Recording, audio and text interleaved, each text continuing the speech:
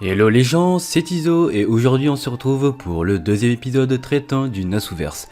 Nous allons explorer dans cet épisode ce que j'appelle le point zéro, le commencement ou le début. C'est une période qui va de la création de la Terre jusqu'aux premières guerres du Graal. Attention, du spoil est présent durant cet épisode. Dans le Nasuverse, le monde désigne la Terre, soit Gaïa. Sa complémentaire se nomme Alaya-Shiki ou tout bonnement l'inconscient collectif de l'humanité. À l'aube des temps, lors de la création de la Terre après la 5e extinction de masse, vint l'âge des dieux. La période de temps qui va de la jeunesse de la Terre jusqu'au début de l'ère commune des hommes est appelée l'âge des dieux, durant laquelle le monde suivait des lois non basées sur la physique, mais sur le mystère, une force omniprésente dans l'univers. Durant cette période, la prolifération des espèces fantasmatiques est importante, et l'interaction entre les dieux et les mortels est commune. C'est l'âge des héros et de la mythologie, quand les règles de l'humanité et les lois du monde étaient différentes jusqu'à la physique très fondamentale de la réalité elle-même. C'est cette période qui a pris fin il y a de nombreuses années. Même la thaumaturgie elle-même est décrite comme étant plus proche de la vraie magie à cette époque. Le second âge des dieux actuellement révélé a fini par devenir l'âge de l'homme en raison de 3 événements majeurs. À l'origine, les dieux existaient sous forme physique en tant que manifestation de la nature elle-même.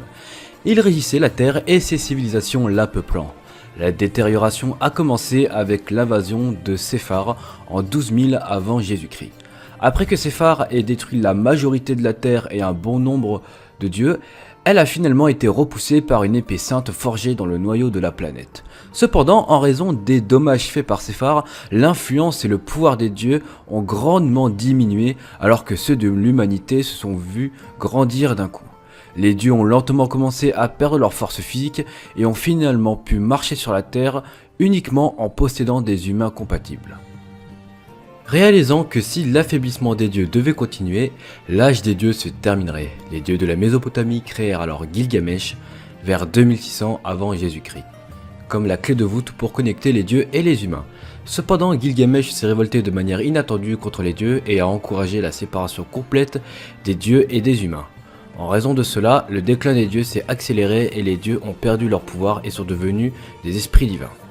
Forcés d'exister dans une dimension supérieure, seulement capable d'observer la Terre sans interférer directement, cette dimension s'appelle le revers du monde. C'est un synonyme des cieux. Plus tard, la disparition de Salomon, le roi de la magie, accélérera encore plus le déclin du mystère.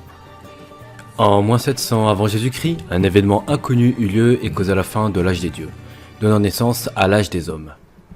Autour de l'an 0 après Jésus-Christ, l'ère des dieux s'est terminée entièrement et la population de l'humanité a explosé démographiquement, parce que la Terre a obéi à la loi des espèces les plus prospères à sa surface. Les règles du monde ont été complètement changées de celles qui obéissaient au mystère pour celles qui obéissent maintenant à la physique. Les espèces fantasmatiques ont cédé la surface de la Terre aux humains et se sont déplacées vers l'envers du monde, où le mystère prospère toujours. L'âge actuel est identifié comme l'âge de l'homme où les mystères comme la thaumaturgie diminuent en faveur de la science. Les 5 vraies magies sont nées à cet âge-là. Maintenant plus de précision. L'envers du monde est la couche supérieure où vivent les espèces fantasmatiques et les derniers dieux restants. Les humains, eux, vivent sur la terre dite la partie inférieure. Par exemple, dans Fate Apocrypha, Sig et Jeanne se retrouvent dans l'envers du monde. Dans Fate Stay Night, Avalon est considéré comme un envers du monde, même s'il ressemble aux terres de Grande-Bretagne. Quant à Alaya-Shiki, dit la contre-force, elle est un moyen de défense naturel de l'inconscient humain qui rentre en conflit avec Gaïa, la Terre, suite à la révolte de Gilgamesh.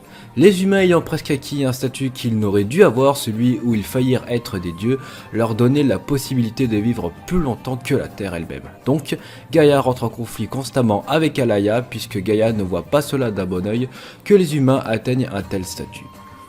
La seule fois où nous pourrons donner une image enfin de Alaya est lors du pacte avec Shirou pour qu'il devienne Archer. Elle ressemble à une sorte d'atome de couleur bleu flashy. Bon, j'ai fait simple et court pour un second épisode, ne vous inquiétez pas si certains mots restent inexpliqués pour vous, je les développerai dans le prochain épisode dans leurs catégories respectives. Sur ce, c'était Iso.